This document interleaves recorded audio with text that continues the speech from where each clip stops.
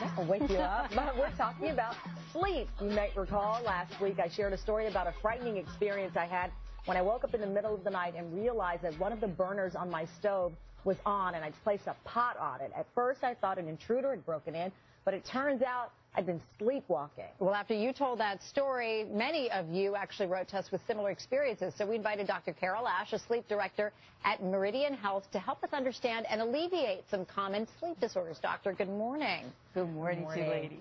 So what do you think was going on in Tamron's body? This is the first time she Glad you said that in my head. And in her head, too. Well, maybe in your head. Who knows? You never know. What was it that maybe could have triggered a first-time episode like this? Well, these are very common phenomenon. We call them parasites. That word refers to any abnormal behavior that you could have in your sleep. And think of it like this. You have two separate sets of circuits, one set of gears for all the activities of wakefulness and one for sleep. And those gears could get stuck in the on and off position. And anything that you could do during wakefulness, any activity, can actually present itself in sleep.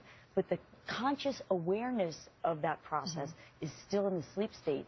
So you could imagine what you could get up in the middle of the night and do. What's so interesting is later in the day I started thinking about what I was doing before I went to bed, and I was thinking about what I would cook for breakfast. And I had a whole conversation about what am I going to make, and I think I woke up to make the breakfast. I don't know, but to be continued. Meanwhile, as Natalie mentioned, we heard from a lot of people, including one of our viewers, Jill, on Twitter, and she says that she was sleepwalking when she washed her hair and scalding water and burned her scalp. Yes. I mean, that's terrifying, and that's a part of the fear that I had. Yes, well, those, you know, you can imagine you could get up, and certainly some of these things could be funny. I've had patients that in the middle of the night find themselves out on the front lawn in their underwear, so you want to make sure you always go to bed with clean underwear.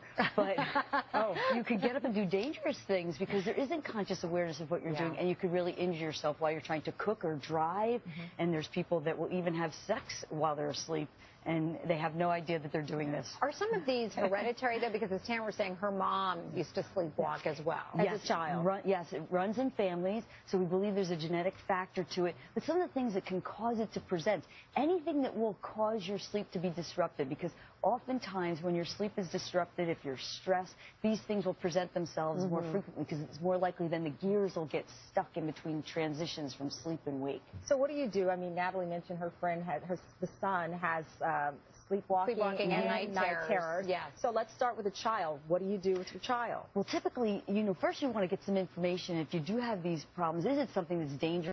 Injure you? That's a problem. You want to deal with that right away. In children, typically they'll grow out of it. It's just reassuring the parents that it's okay.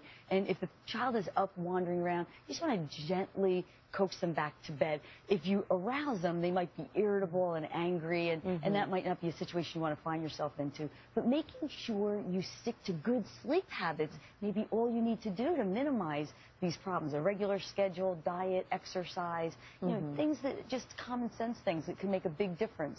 All right, well, I got to start going to bed earlier.